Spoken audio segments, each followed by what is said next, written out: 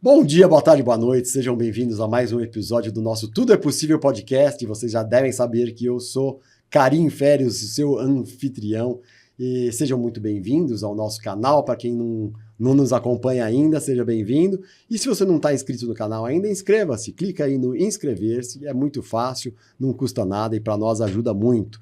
Eu recebo pessoas especialíssimas toda semana, uma diferente da outra, contando a sua vida, as peripécias pela qual passou para chegar onde chegou. E hoje eu estou com uma pessoa mais do que especial, mais do que especialíssima. Eu estou com a pianista nacionalmente, mentira, internacionalmente conhecida, Eudóxia de Barros. Ela fez assim com a cabeça, eu vi, mas é assim, internacionalmente conhecida. Seja muito bem-vinda, Eudóxia. É um prazer estar aqui nesse programa Tudo é Possível.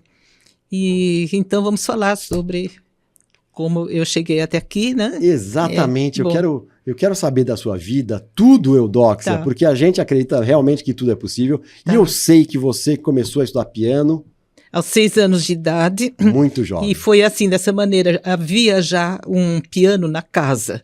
Antigamente era costume, toda a casa tinha um piano. E era a minha avó paterna que costumava estudar todo dia. Quer dizer, era bem amadora, mas pelo que eu me lembro, ela tocava bastante bem. Sempre aquele mesmo repertório, tinha músicas clássicas, tinha músicas populares, né? E eu me deliciava.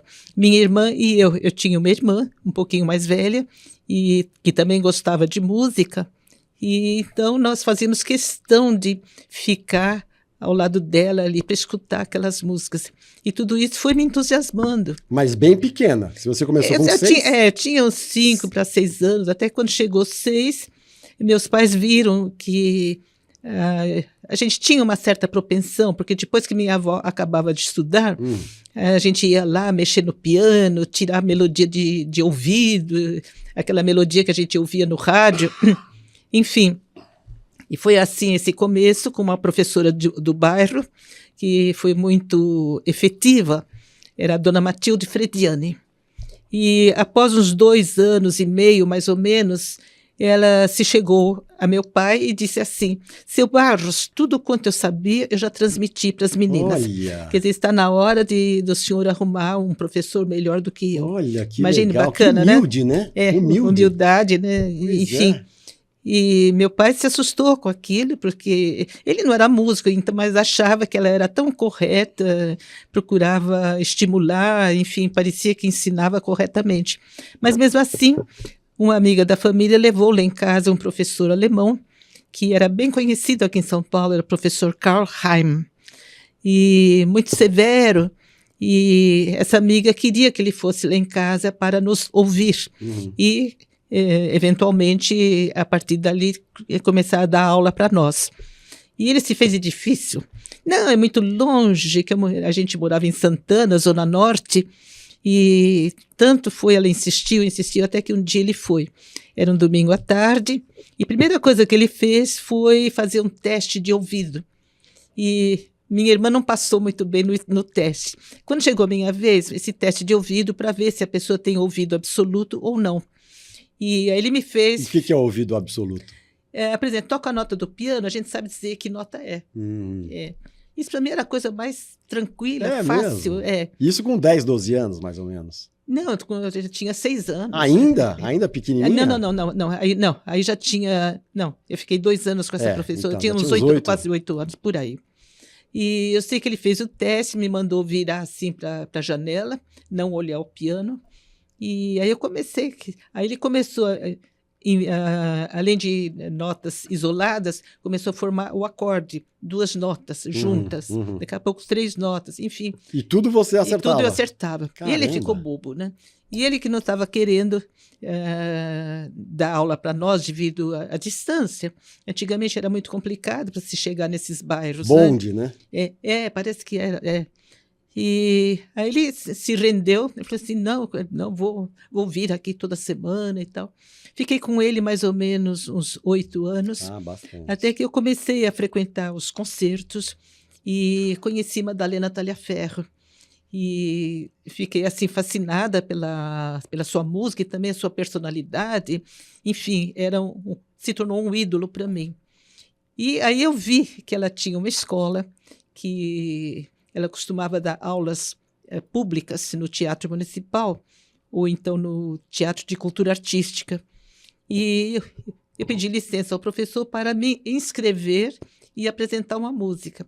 Aí eu me lembro que eu toquei a 14ª Rapsódia de Liszt para ela, e após a execução, ela fez assim um verdadeiro escândalo, elogiando as minhas mãos, enfim. E aí foi a gota d'água, né? Eu queria estudar com ela. Foi muito difícil porque passar de um professor para outro, hoje em dia não, a coisa é mais prática. É isso e pronto, acabou. Quer dizer, os professores já não sofrem mais. Mas naquele tempo era difícil deixar um professor para começar a estudar com outro. O alemão não aceitou? Ele ficou com lágrimas nos olhos. Quer dizer, houve assim, imagine, para um germânico Olha. ser tão emotivo, né? Olha. E eu fiquei também assim, sem saber o que fazer, mas ele entendeu.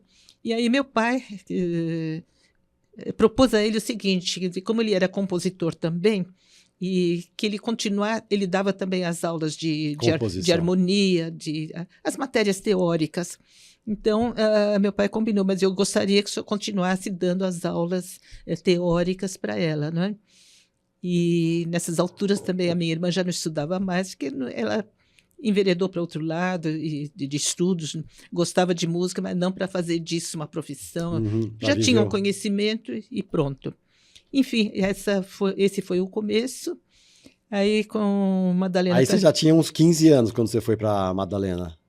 Mais ou menos, uns 15, 14 para 15, por aí. Sim. Mas aí depois de um certo tempo, ela conseguiu uma bolsa de estudos para estudar em Paris. Isso foi em 1957.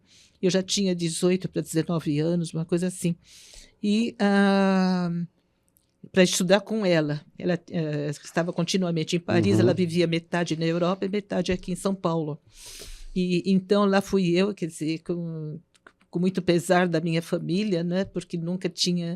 Era aquela educação um pouco rígida, sempre que saía, ou com o pai, com a mãe, ou então com a tia, enfim, nunca tinha estado assim sozinha.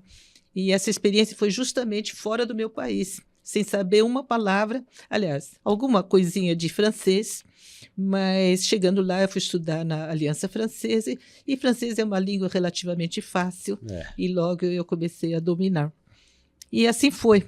Agora, lá em Paris, as coisas não caminharam muito tranquilamente, porque eu comecei a ter um contato mais próximo com Madalena Taliaferro, que tinha um temperamento horrível, né? É mesmo? Muito temperamental e gritava com a gente. Eu não estava acostumada com isso, né? E aí... eu também não sou de levar desaforo para casa, né? Então respondi à altura, houve um quiprocó lá e rompemos. E também o que aconteceu foi que eu estava assim, muito interessada em ter aulas com um professor muito famoso lá em Paris, na época, era um professor russo, já velhinho, que tive poucas aulas com ele, porque em seguida ele faleceu.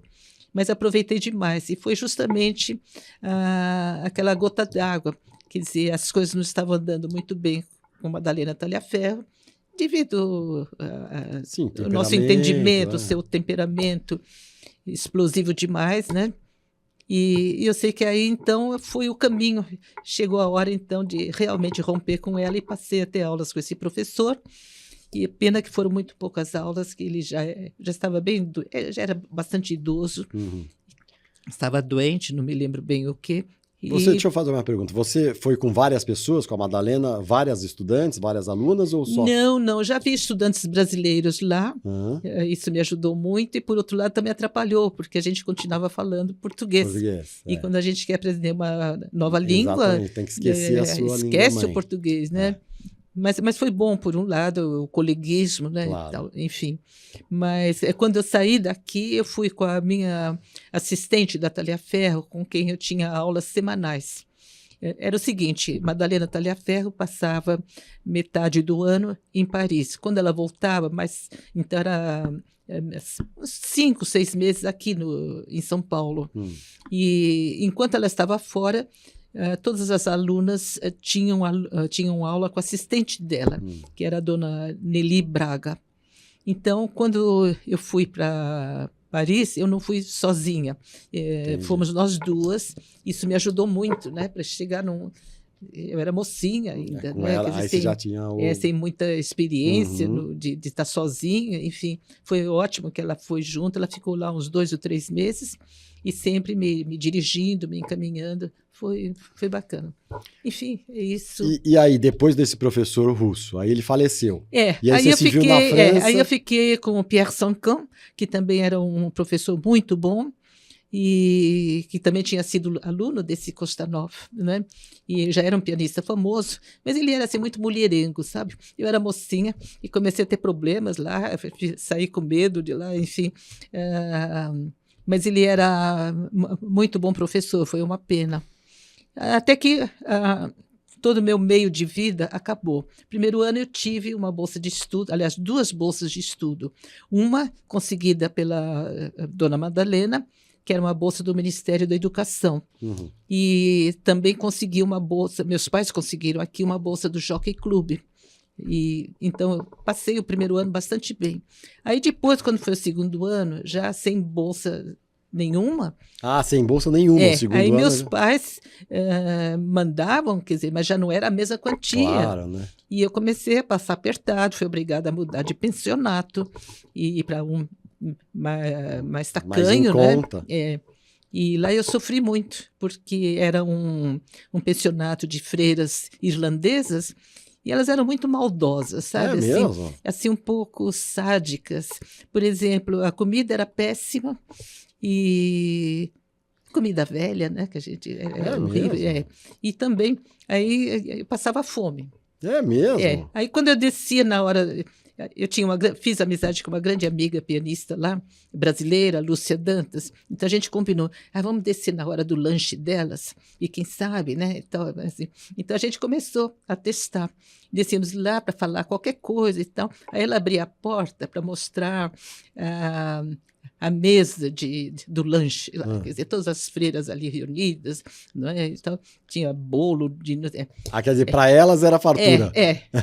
E aí eu perguntei claramente, né? Assim, se nós não poderíamos participar ou levar alguma coisa. Assim, não, isso é só para nós. Enfim, foi horroroso. Chegou um ponto que eu falei, a troco do quê que eu estou aqui em Paris? Grande coisa ficar em Paris. Na minha casa eu não passo fome. Tenho tudo o que eu quero. Não é? Estudo a hora que eu quero. Lá tinha horário. Chegava 8 horas da noite e não podia estudar mais, por causa do barulho, né? Enfim. E aí eu pensei, uma questão de racionalidade, só para dizer que está residindo em Paris, grande coisa, não é? Então eu voltei e fiquei... eu tive muita sorte que aí justamente um grande professor, Guilherme Fontainha, havia escrito um livro sobre o ensino do piano. E esse livro ele mandou para sua ex-aluna, essa que era minha amiga, era uma carioca, Lúcia Dantas.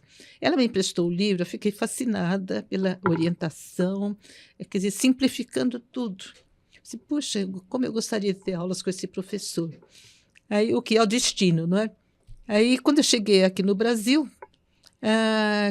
justamente esse professor estava residindo em São Paulo, ele morava no Rio, mas foi convidado para dar aulas aqui em São Paulo, na Academia Paulista de Música. Então, foi maravilhoso. Eu pedi uma aula, quer dizer, um encontro com ele para saber se seria possível, né? E aí começamos. Aí, realmente, hoje em dia, eu considero o meu melhor professor foi com quem realmente aprendi piano, foi com Guilherme Fontainha. É mesmo? É mesmo, foi. Foi muito bondoso. E a partir dali, então, eu consegui me desenvolver bastante, né? Eu já comecei a tocar bastante, tocar com orquestras, tudo, né? Então, esse foi o meu... Quando você voltou para o Brasil, você já tinha uns 20 e poucos anos. E aí você começou... Contas, espera um pouquinho. E aí você já começou a se apresentar profissionalmente? Sim. Já tinha 21 anos. Já tinha 21 anos. E começou a se apresentar profissionalmente? Profissionalmente. Não tinha gravado disco ainda, não tinha gravado nada? Não, mas aconteceu, não demorou muito.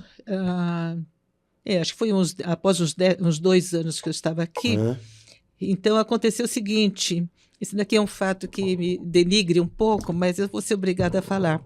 Houve um concurso de piano promovido pela Rádio Gazeta. E eu nunca fui muito afim de concurso, porque o que agrada a um pode não agradar o outro. Às vezes são duas pessoas com o mesmo nível, é difícil. E às vezes no momento um fica mais nervoso. Hoje em dia, quando eu faço parte de júri, justamente que eu vejo, né? Quer dizer, não devia falar mal do pessoal, daqueles jurados que me reprovaram nesse concurso, né? E aprovaram apenas uma candidata que ganhou o prêmio e eu fui preterida. Aí eu não aguentei, porque eu vi que houve um protecionismo ali, né? Quer dizer, e éramos 3 na prova final e 2 foram reprovadas, eu e mais uma outra pianista, não vou falar o nome,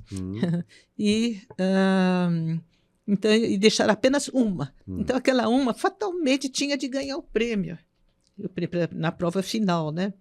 E assim foi. Aí eu não me aguentei, e quando eu soube o resultado, né, que eu tinha sido preterida, eu não aguentei. Eu cheguei lá, subi aquela escadaria lá da Rádio Gazeta, cheguei, abri a porta, lá estava o júri com Francisco Mignoni, Maestro Belardi, Ciro Brizola, que era um crítico daqui de São Paulo, quer dizer, todo mundo tinha medo dele, enfim, e eu falei assim, não aguento, vocês não sabem nada, ainda vou mostrar algum dia aonde eu vou chegar.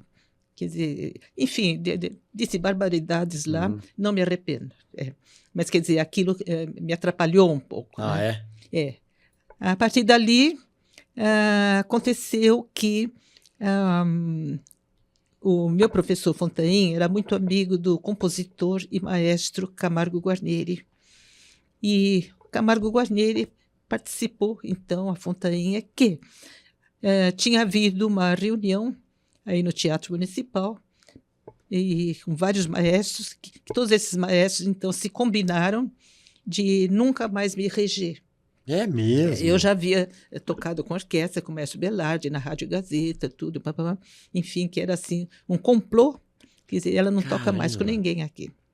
Aí Camargo Guarnieri se levantou e falou, olha, eu não vou assinar isso daí porque eu não a conheço. Aliás, até interessante, viu? Essa mocinha demonstrou que tem personalidade, eu quero conhecer. Se ela tiver talento, ela vai tocar comigo. Que se rebelou contra a turma, né? Que legal. Aí, então, meu professor me contou tudo isso. E aí ele falou, então você tem de estudar algum concerto rapidamente. Quem era seu professor nessa época? Como? Quem era seu professor nessa época? O Fontainha. Ah, o Fontainha. Fontainha, que era amigo de Camargo Guarnieri, que era o maestro. E aí eu preparei, quer dizer, muito sabiamente, né? Quer dizer, já que ele é compositor, eu vou preparar um concerto dele. Uma obra dele. Super difícil, concerto número 2, eu consegui preparar logo. E aí até me lembro, fui com meu pai ali no Conservatório Dramático Musical, que o maestro Guarnieri era diretor naquela época desse conservatório. E então lá foi um encontro para eu tocar para ele o meu concerto. Ele gostou demais e falou, olha, então ainda neste ano você vai tocar comigo. Que legal. Eu sei que aí fizeram de tudo lá no Teatro Municipal, tudo mancomunado, né? Que marcava uma data, desmarcava, enfim. Então, para te atrapalhar. Que coisa, sem dúvida. Isso tem muito no ambiente artístico, não é mesmo? Quer dizer, dar rasteira nos outros, é horrível isso. E a gente costuma dizer, quer dizer, entre os artistas, ninguém é amigo de ninguém, não é mesmo? É bom tomar cuidado. Mas até que o maestro Guarnieri se rebelou e pôs pé firme lá. Eu vou falar com o prefeito, isso não pode continuar. Aí foi marcada uma data, 30 de outubro, isso foi o ano de 1960. E aí foi um grande êxito e tal. E a partir dali, dá a impressão que todo aquele complô foi se dissolvendo. Como tudo é possível, você conseguiu vencer aqueles 3 nomes que eram fortes na época, né? Fui... De críticos. Esse foi um marco, eu me sinto realizada por tudo isso, né? Naquela época, foi muito bacana. Bom, a partir dali, então, minha vida profissional começou a se desenvolver, quer dizer, concertos aqui e ali. Gravação? Aliás, esse mesmo concerto, naquele mesmo ano de 1960, o Maestro Guarneri conseguiu lá no Rio de Janeiro que eu fosse gravar. Havia um programa lá de gravações para passarem pela Rádio Ministério da Educação. E aí ele conseguiu essa gravação e, ao mesmo tempo, com aquele tape, né, enorme naquela época, aquele rolo grande, né? Ele era muito amigo do dono da Casa Record, daqui de São Paulo, e conseguiu que a Record começasse a se tornar uma gravadora. Então, foi o segundo disco lançado pela Record. Foi esse meu disco, né? Olha. A primeira gravação minha foi com orquestra. Olha, que legal. Isso foi muito bacana. Depois esse disco foi transformado pela Funarte, transformado em CD. Mas já acabou, não existe mais. Agora já não tem nem CD mais, né? E a partir dali comecei a tocar mais, até que chegou num ponto... Não estou falando demais? Não, eu tô aqui sorvendo aqui a sua história de uma forma maravilhosa, estou adorando. Até que isso foi no ano de 1979, 1980. Eu já tocava por aí, mas era muito pouco. E eu estava conformada com aquilo, sempre aguardando mais que me convidasse. Mais oportunidades. Que eu não sabia como destrinchar, né, como tocar mais. Empresário aqui no Brasil não existia. Existia empresário para trazer artistas de fora. Né? Então, eu achava que é isso. Aí aconteceu que eu estava namorando um rapaz, digamos, né? Era bem mais velho que eu, né? E ele era estrangeiro e houve muito problema assim, de relacionamento, porque eu estudava muito. Quer dizer, uma pessoa que não é do métier, quer dizer, acha que tudo aquilo é bobagem. Difícil entender, né? É difícil entender. Né? Então, houve muito choque nisso. Né? Então, na briga final, ele falou assim, você fala que é concertista, grande concertista, que só toca 10 concertos por ano. Nossa, aquilo calou fundo, né? Assim, puxa, ele tem razão. Aí que eu caí em mim e pensei assim, puxa, como eu poderia fazer para tocar mais? Aí eu comecei a observar, quer dizer, vários dos meus concertos eram patrocinados por secretarias de cultura. Então, o óbvio, quer dizer, cada cidade no Brasil tem uma secretaria de cultura. Se é na capital do estado, tem 2 secretarias, tem a municipal e tem a estadual. E aí eu comecei a mandar carta para todo o Brasil e tal. Começou a chover, concerto. E Quer dizer, você mandou carta para todas as secretarias, todos os municípios, ou então secretários, telefonava e tal. Se oferecendo, mostrando seu currículo, papapá. Exato. E aí começaram a contratar. Chegou um ponto que eu não dava conta. Olha, quer dizer, legal. Foram anos e anos e anos a fio, né? 50 concertos, houve uma época que quase 70 concertos. Eu tocava o ano inteiro. E justamente nessa época aconteceu que eu casei com o compositor Oswaldo Lacerda, que foi um verdadeiro santo quer dizer, ele era compositor. Então ele entendia e estimulava e eu ficava meio assim, puxa, que mulher é essa, né, que não toma conta da casa? Quer dizer, por sorte, desde há muito tempo, antes de me casar, eu tinha uma excelente empregada que está comigo até hoje. Amiga da casa, enfim. Que legal. Então, eu devo a ela toda a minha carreira, porque se não fosse ela, alguém tem que tomar conta da casa. Então, e qual que é o nome dela? Maria de Lourdes. Maria de Lourdes, olha aí, Maria de Lourdes. Graças a você, olha, a gente tem um talento desse aqui enorme. Eudoxia, aqui no Tudo é Possível. E depois, quando eu casei com o Oswaldo também dizia, e eu também devo a minha carreira, quer dizer, ele dava muitas aulas e tinha obras encomendadas, e estava sempre compondo. Mas para isso precisa a cabeça fresca, né? Sim. E antes do casamento, dizia ele, né, que era um horror, não parava empregada, não tinha quem dirigisse. Não é? Então era um horror. E com a minha chegada junto com a Lourdes, né? Quer dizer, foi maravilhoso, tudo ficou em ordem na casa, né? Bom, então foi isso, a partir dali que eu comecei a desenvolver mesmo a minha carreira aqui no Brasil. Eventualmente, eu ia para a Europa. Que eu cheguei à conclusão, em 1969, passei quase um ano na Alemanha. Resumindo, quer dizer, em Paris eu vivi, quando muito jovem, 2 anos em seguida, sem vir para cá. Depois eu estive nos Estados Unidos, lá foi bastante eficiente, porque eu fui para uma fellowship, o que significa, eu dava aula para alunos principiantes, e eu tinha aulas também com uma pianista já de carreira lá nos Estados Unidos, norte-americana, que foi a Olegna Fusk, excelente, maravilhosa pianista e pessoa também. Aproveitei demais com ela. E lá você ficou 1 ano?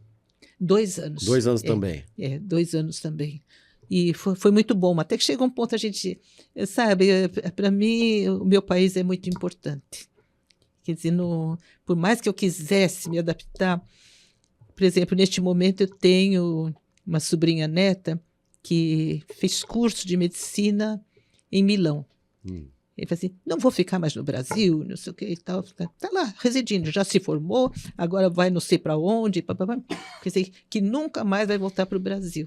Quer dizer, eu fico boba de ver, tudo bem, aqui anda tudo uma porcaria, mas quer dizer, é o país da gente. Eu fui acostumada nisso, na minha família, quer dizer, esse patriotismo, essa coisa, né?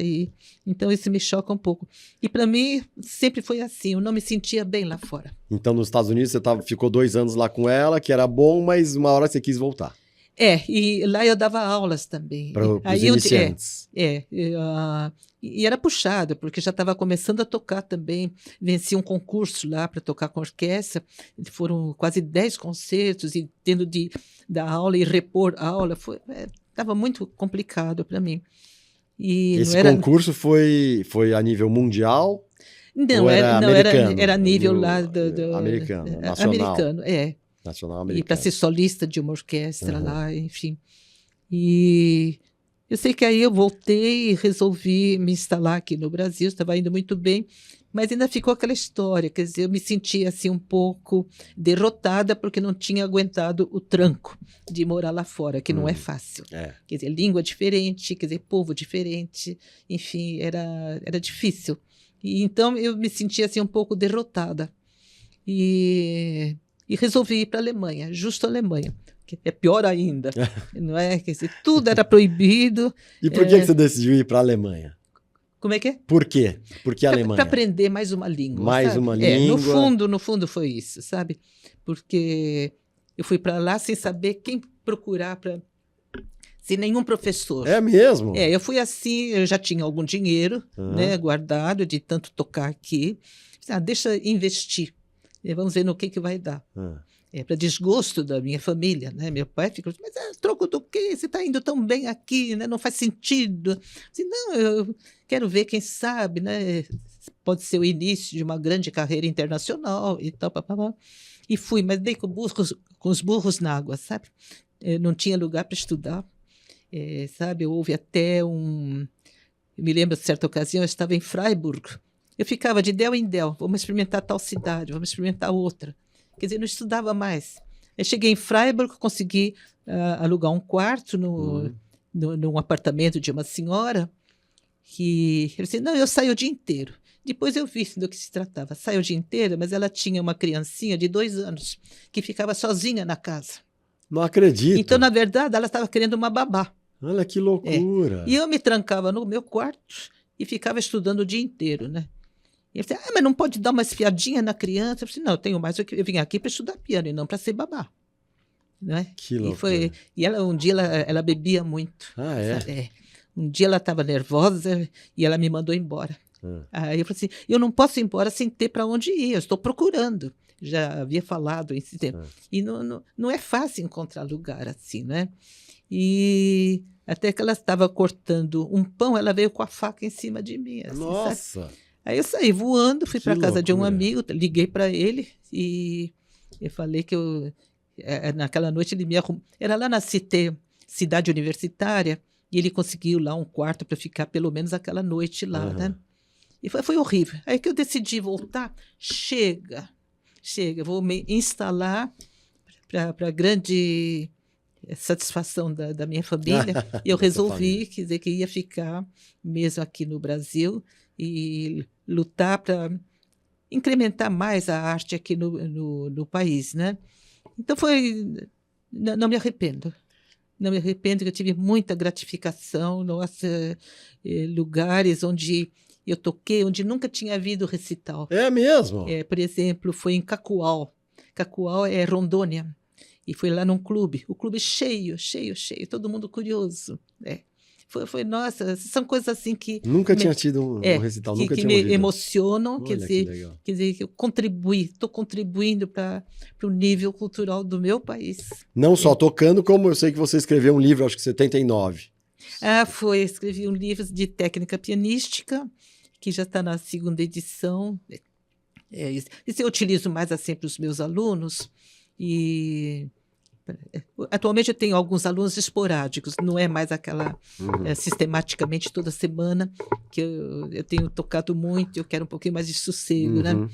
Mas esse livro me foi muito bom, porque cada vez que eu tinha de explicar os exercícios, tinha de escrever tudo para cada aluno, Então, deixa fazer um livro... Que já fica. Tudo pronto. Já fica lá.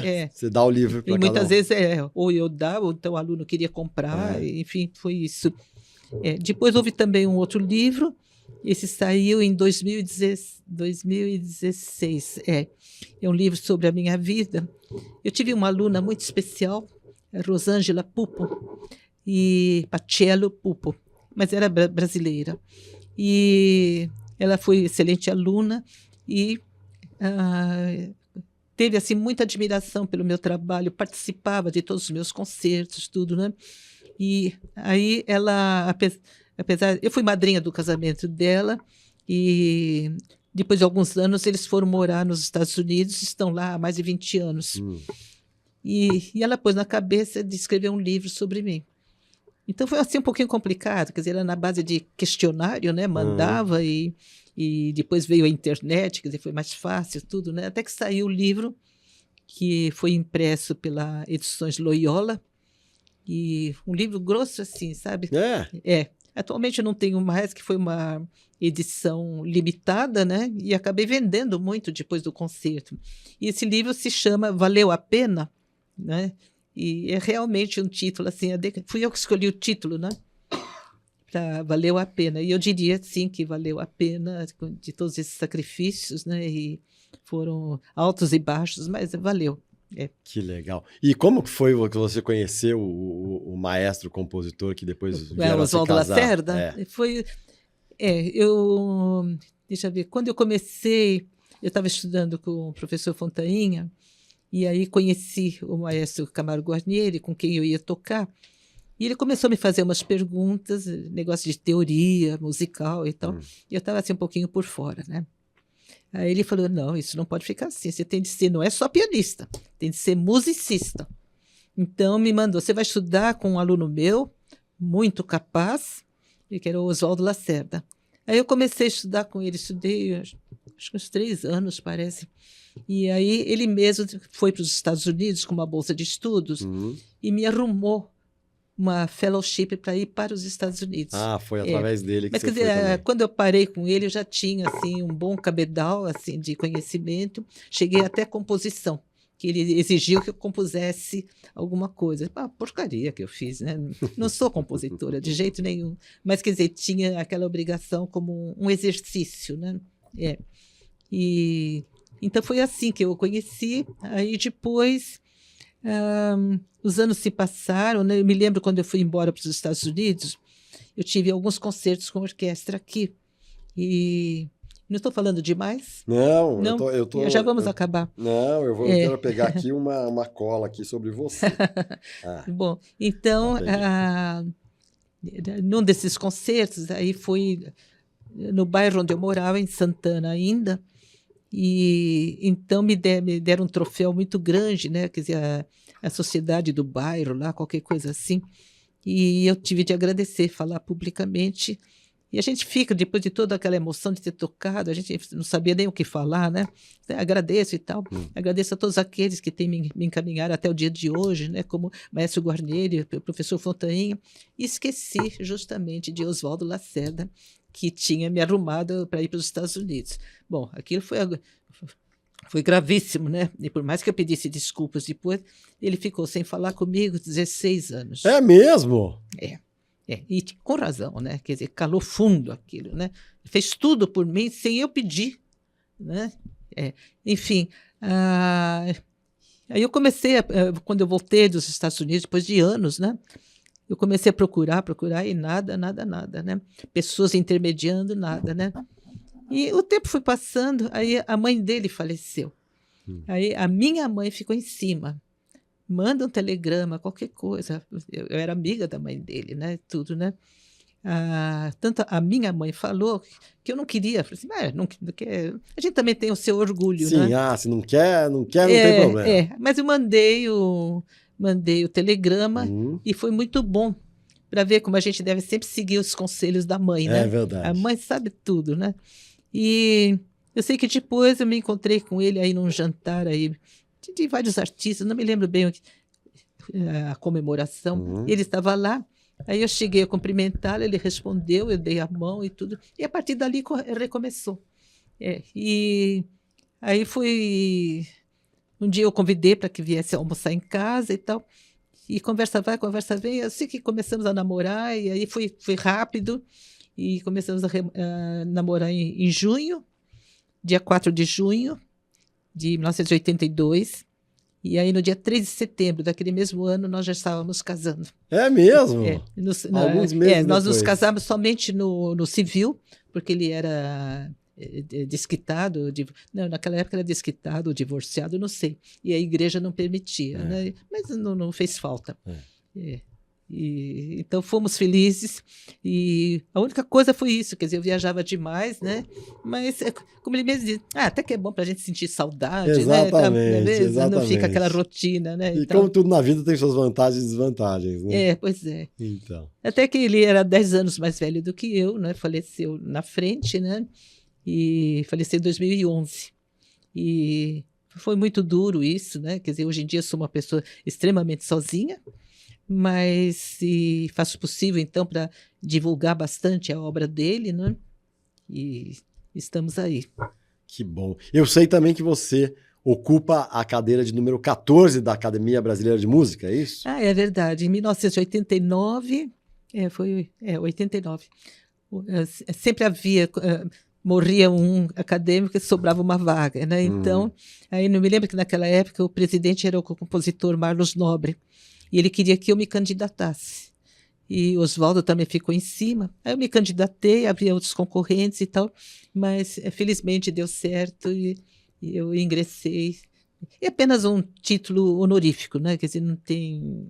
Não tem função, não tem, mas é legal. Você currículo, né? Ocupa a cadeira 14, que era do maestro Elias Lobo, não era isso? Exatamente, a cadeira dele E é muito importante a academia por esse lado. Foi fundada pelo Villa-Lobos, não é? Quer dizer, é importante. Apenas eu falo assim, funcionalmente não tem nada, quer dizer, não acontece nada, né?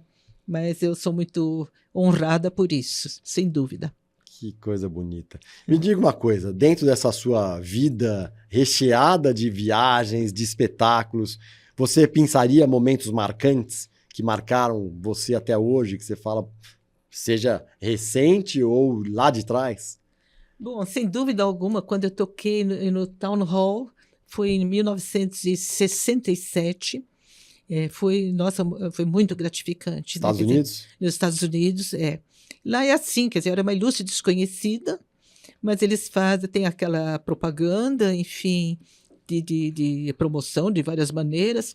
O teatro estava cheio, só de pessoas, tinha poucos conhecidos, alguns brasileiros e tal. O próprio João Carlos Martins também estava lá presente.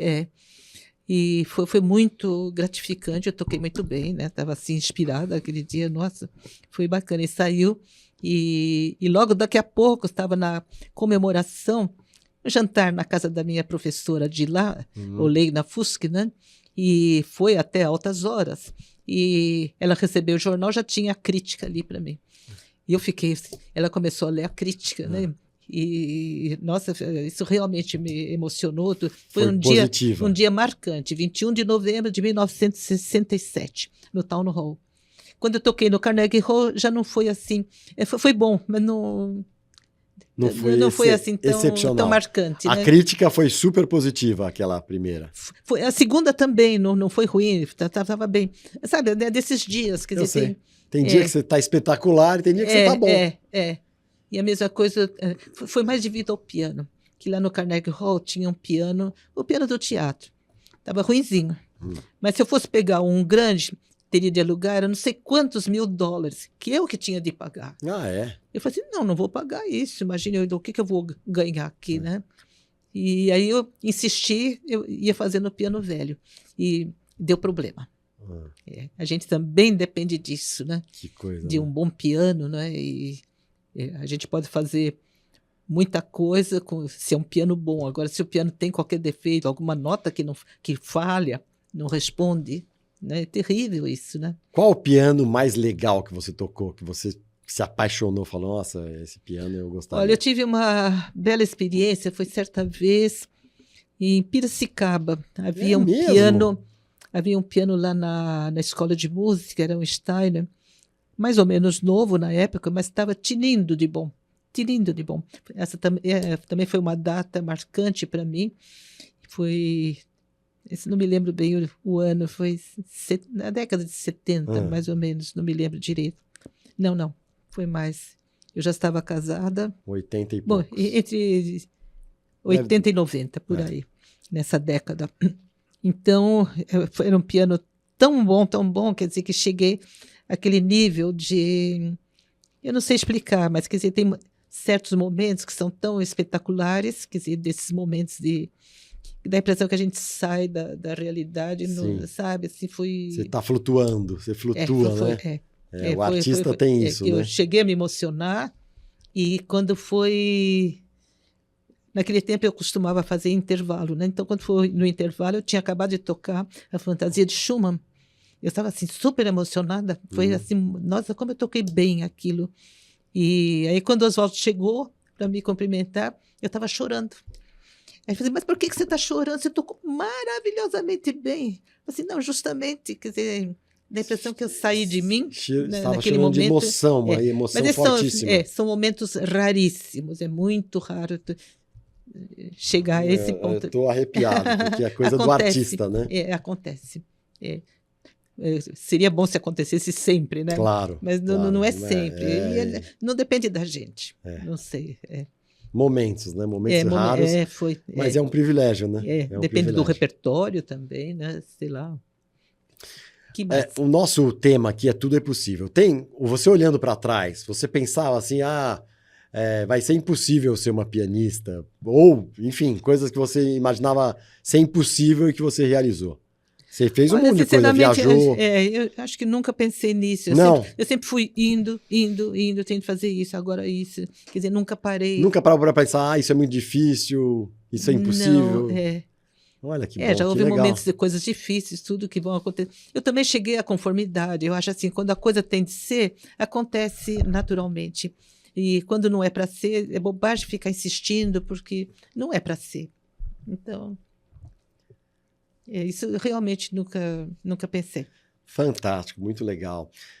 Eudox, a gente está caminhando para o final, e aqui eu tenho uma brincadeira aqui que eu faço com os convidados, que nesse baleiro aqui tem umas palavrinhas aqui, uns mandamentos nesses papeizinhos. Eu gostaria que você tirasse de algum, você escolhe aqui da onde, e tira um papelzinho, leia pra gente. Vamos ver o que vai sair. Sem óculos, espera um pouco. Então eu leio, não, mas é grande, Opa, grande. Desculpar alguém. Desculpar alguém. Nossa, isso vem muito... Se a minha principal qualidade é perdoar. Quer dizer, daí as pessoas abusam de mim, né? Porque, ela perdoa logo. Então, desculpar alguém é realmente o que eu faço.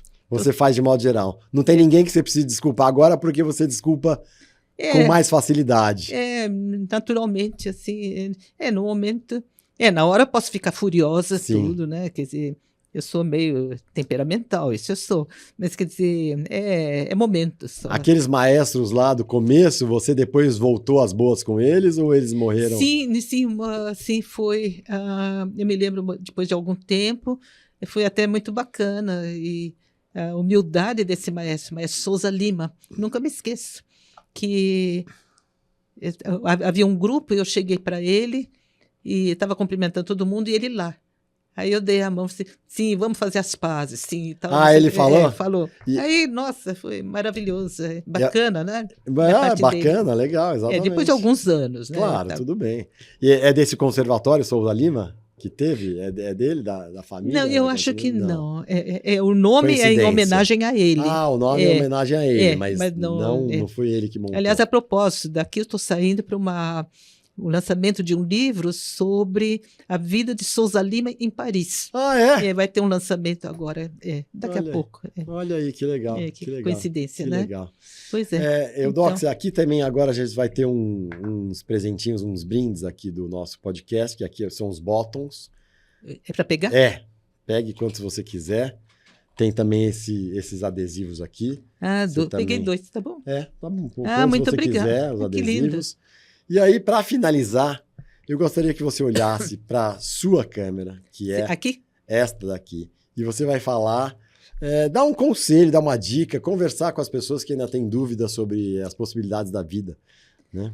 Bem, eu acho o seguinte, quer dizer, a pessoa tem de ser determinada, saber o que quer. Eu, quando tinha 8 anos, mais ou menos, estava estudando com meu segundo professor alemão, que eu já mencionei, Karl Heim, e eu estava indo muito bem no estudo, desenvolvendo, até que chegou um dia ele me perguntou, afinal, o que você quer fazer com o piano na vida? Eu era bobinha, tinha 8, nem 9 anos, 8 e pouco. E eu falei assim, não sei, eu não entendi. Aí ele repetiu, bom, você estudando piano, ou você pode ser professora, dar aulas, você pode tocar para você. Está com vontade de ouvir música, fazer música, vai tocar um pouquinho e tal. Ou então, pode sair pelo mundo e ficar tocando nos teatros. Aí eu disse, é isso que eu quero. É mesmo? Quando ele falou, você já... Foi, assim, na hora... E então, a partir dali, quer dizer, a gente tem de saber o que quer, né, em primeiro lugar, né? E saber que é uma carreira assim, bastante difícil. Quer dizer, tudo isso foi aconselhado pela minha família, mas é tudo tão difícil, complicado e tal. Eu quero isso, né?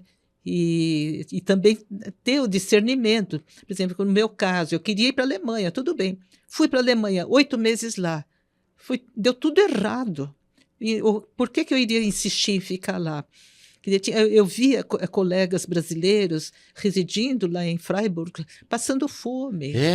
Mas apenas para constar que no Brasil, eles moram na Alemanha. É estúpido, é bobo, uma coisa assim, né? Então é isso que eu falo, quer dizer, saber dizer não quando vir que aquilo não funciona.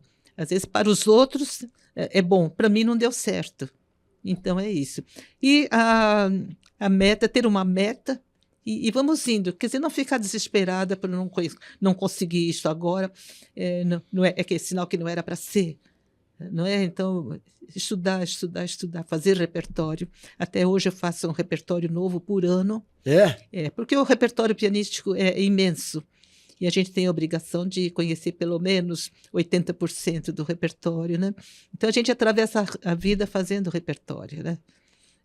Isso é gostoso, porque a gente se renova, quer dizer, a gente não estagna, não é? Isso é muito bom. Enfim, a determinação, a força de vontade e, sobretudo, amar a música. E não a carreira, a música. Que legal. No começo do ano, você faz um novo repertório. E aí você toca durante o ano. Conforme o repertório, por exemplo, este ano, eu me atrasei um pouquinho. Houve problemas familiares, uma pessoa da família que faleceu, e, enfim, houve uma série de coisas. Me atrasei um pouquinho. Então, agora que eu estou ultimando e começa a estreia, vai ser no dia 11 de julho, que eu toco na Sala Cecília Meirelles, lá no Rio de Janeiro. Aí a estreia oficial desse novo programa de 2024. Que legal. Que legal. Maravilhoso, Eudóxia. Tá, muito obrigado. Eu conversei aqui com a Eudóxia de Barros, pianista com uma carreira nacional e podemos dizer internacional, né? Porque andou aí por Paris, Estados Unidos, ganhou concurso. Enfim, há mais de 50 anos, Eudóxia, muito mais, né? De 50 anos de carreira. Sim, eu estou com 86 anos, vou fazer 87 em setembro. Nossa, E há tá muito também bem. uma outra coisa que eu gostaria de falar. Esse é um fato recente, faz mais ou menos uns 7 anos, e você certamente ouviu falar, né, daquela série de concertos que acontece lá no Hotel Toriba, em Campos do Jordão. Sim. Quer dizer, isso eu acho maravilhoso, quer dizer, o discernimento lá do dono do hotel de criar para ajudar os artistas. Não é? Quer dizer, se a gente tivesse um mecenas assim, vários, a gente né? não passaria tão apertado, às vezes, aqui no Brasil. Lá né? todo final de semana? Quer dizer, claro que cada artista é convidado 1 ou 2 vezes no máximo, mas quer dizer, aquela oportunidade para todos. Então, isso é muito bonito. Vamos reforçar isso sim, porque é muito legal isso que eles fazem. O Hotel Toriba, em Campos do Jordão, dá essa oportunidade para os artistas e quem está lá recebe esses presentes maravilhosos, Exato. né? Porque eu vi vocês, né? Eudóxia, barítonos, eu sei que tem, né, mulheres e homens, cantores operísticos, enfim. Então, parabéns ao hotel e vamos prestigiar sim. Bom, o papo foi maravilhoso com a Eudóxia. Muito obrigado, Eudóxia de Barros. Uma carreira, como eu falei, internacional. E se você gostou dessa entrevista, vejam outras entrevistas aí no nosso canal, no nosso Tudo é Possível podcast, porque a gente tem entrevistas com pessoas interessantíssimas de diversas profissões, contando as passagens da sua vida e o que fizeram para chegar onde chegaram. Eu sou Karim Feres, a nossa plataforma principal é no YouTube, mas também estamos em plataformas de áudio como o Spotify. E em todas as redes sociais, como Instagram e Facebook, vocês nos encontram. Muito obrigado, Eudóxia. Obrigada. Muito obrigado. Eu que agradeço. Pessoal, bora ser feliz e abraço para todo mundo. Até.